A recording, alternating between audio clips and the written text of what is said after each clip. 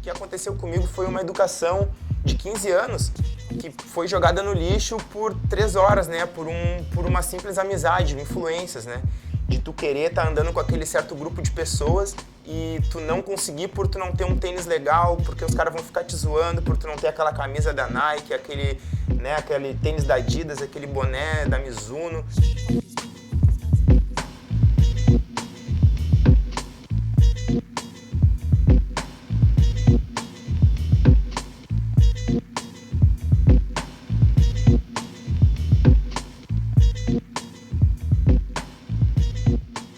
A lei brasileira, na verdade, é das leis mais duras do mundo, porque nós responsabilizamos os jovens a partir dos 12 anos.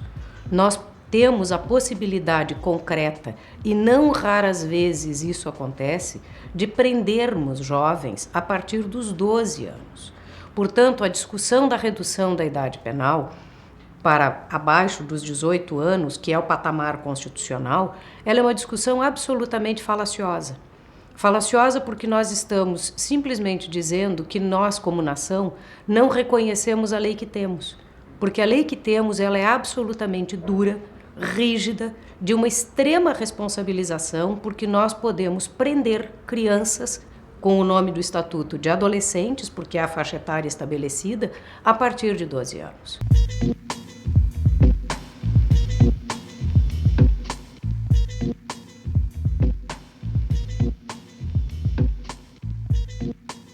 Eu cometi várias, eu fui na porta da fase já, sabe, assim, eles já foram, tipo, minha mãe, não, pelo amor de Deus, e aí eles revogaram e não deixaram, né, tipo, eu tava pra entrar, assim, na fase, a estrutura da fase, ela é bem melhor do que uma estrutura de um sistema prisional pra maior idade. Por quê?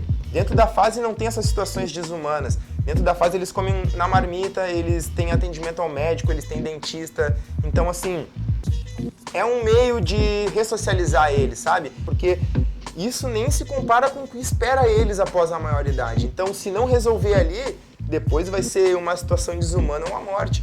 E é isso, dormir aglomerado, dormir com um assassino, com um estuprador, que já são caras de alta referência dentro do crime, alta periculosidade. Quando nós olhamos para o sistema socioeducativo, tem também a obrigação da preparação desses jovens ao mundo do trabalho. Preparação essa que nós não podemos dizer que tem 100%, mas que hoje, nos dados atuais do sistema socioeducativo do Rio Grande do Sul, podemos afirmar que em torno de 45% a 50% dos jovens privados de liberdade estão em preparação ao mundo do trabalho.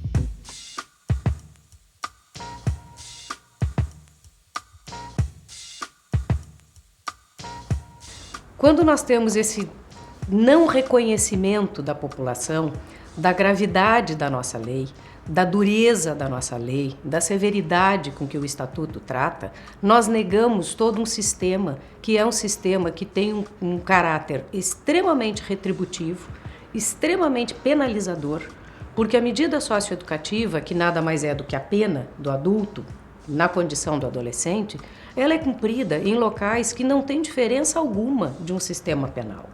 As suas estruturas físicas são extremamente parecidas com sistemas prisionais, salvo honrosas e muito poucas exceções de algumas poucas unidades que existem no país com um desenho arquitetônico um pouco diferenciado, são penitenciárias.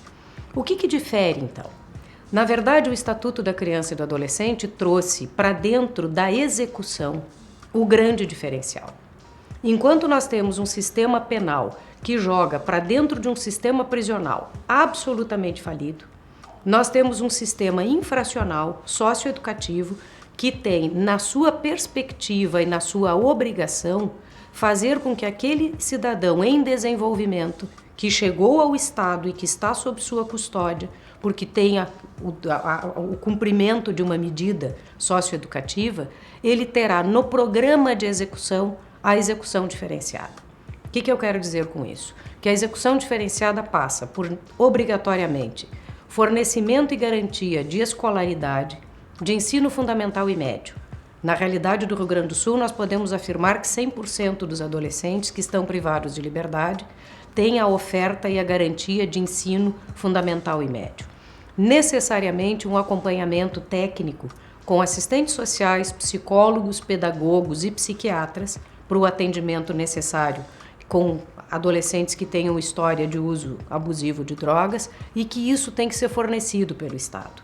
Enquanto o sistema prisional adulto simplesmente priva de liberdade e nada oferece ao indivíduo na busca da sua reinserção social, o sistema socioeducativo não só oferece, como tem algumas obrigações que são exigidas desse jovem, como, por exemplo, a efetiva e objetiva escolaridade e o tratamento em razão da drogadição, que esse sim também é oferecido a 100%.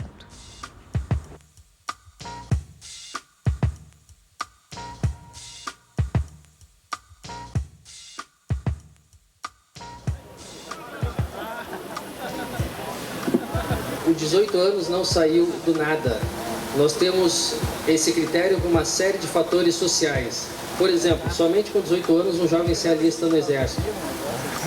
Somente com 18 anos alguém pode trabalhar em condições perigosas ou insalubres. Somente com 18 anos alguém pode comprar cigarro e bebida. Somente com 18 anos alguém pode ter habilitação para dirigir. E somente com 18 anos uma pessoa pode ser jurada. Tá? E existe aquele argumento que com 16 anos alguém tem a faculdade de votar. Tudo bem, mas ele não pode ser votado. Ele não pode administrar o Estado.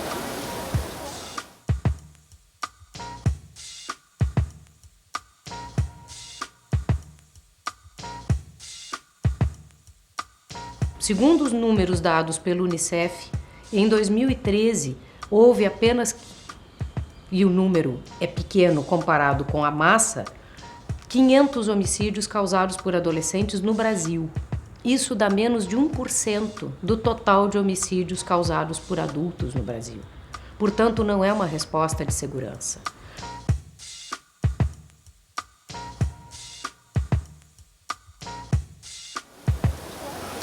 Os crimes mais cometidos por jovens são crimes contra patrimônio, seguidos pelo crime de tráfico de drogas. E isso representa mais de 70% dos crimes que eles cometem.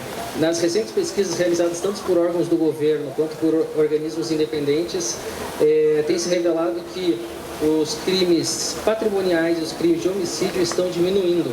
E o que mais cresce, que é a tendência do país, é o crime de tráfico de drogas entre jovens.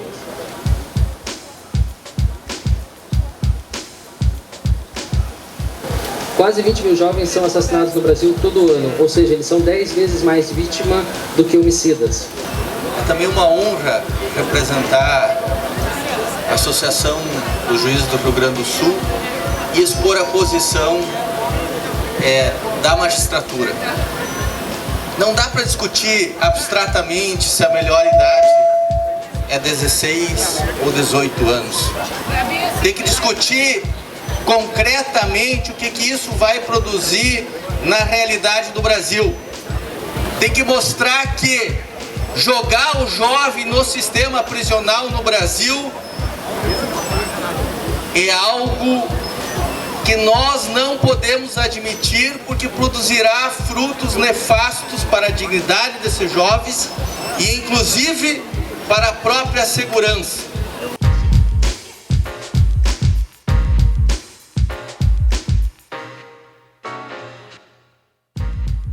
O que nós temos hoje de números no Brasil que pudesse justificar minimamente o discurso da redução da idade penal como um sinônimo de garantia de segurança?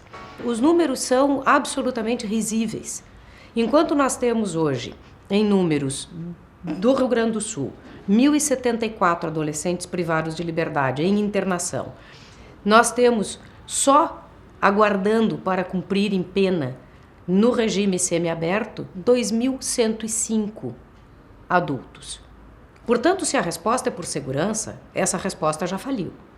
Nós não conseguimos nem fazer o cumprimento de pena do adulto no regime semiaberto, quanto mais teríamos espaço para colocar os adolescentes privados de liberdade hoje.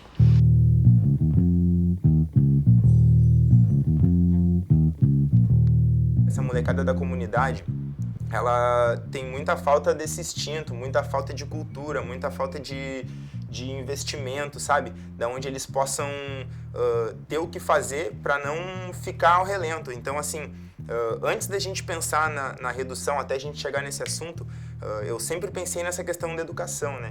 Nós costumamos usar como um exemplo do que está dito na lei, no nosso Estatuto da Criança e do Adolescente, o nosso sinal de trânsito, a sinaleira, chamado em outros estados por outros nomes. Quando nós temos a política pública de atendimento a todas as necessidades do ser humano sendo plenamente atendido, quando nós temos uma política pública que dê conta não só da escala, como da qualidade necessária para a demanda, nós vamos ter um sinal verde piscando e o trânsito da vida vai ser num fluxo livre, normal, sem interrupções, saindo da primeira infância, chegando na idade adulta.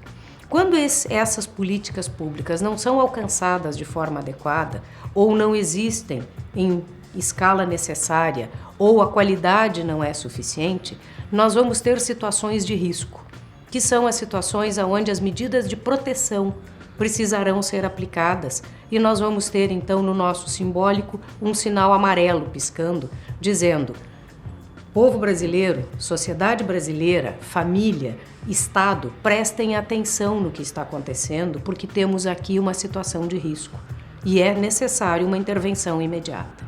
Quando isso não for feito, ou quando nós estivermos frente à falência do sistema de políticas públicas, nós vamos ter o interdito que o Estado faz na vida do sujeito quando este indivíduo entra em conflito com a lei. E nós vamos ter então o sinal vermelho, que é a interdição da liberdade ou da individualidade com as medidas, as penas alternativas, dizendo a este sujeito: agora o Estado vai te obrigar a fazer algumas coisas que tu não fizeste até aqui. Entre elas, muito provavelmente ter condutas diferenciadas do que tu tiveste até aqui. E este é o nosso sinal vermelho.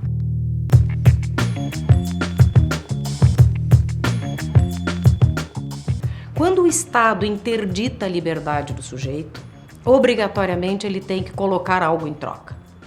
É esse o pacto civilizatório.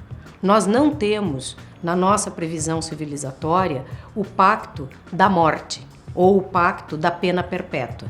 Nós temos o pacto da recomposição do sujeito, o pacto de oferecer a ele alguma coisa em troca daquilo que ele deixou de fazer para que ele possa, saindo do sistema de retribuição, passar a devolver para a sociedade, passando a ser um cidadão, entre aspas, de bem, ou alguém que possa ter um convívio social adequado e que tenha a sua contribuição social a dar.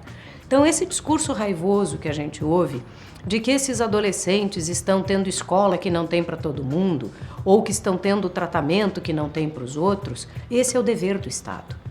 E nós deveríamos, sim, estar oferecendo para todos. Não é o fato de estarem privados de liberdade ou de terem cometido o crime que faz deles menos merecedores dessas garantias que deveriam ter sido ofertadas no sinal verde de trânsito como uma política pública para todos.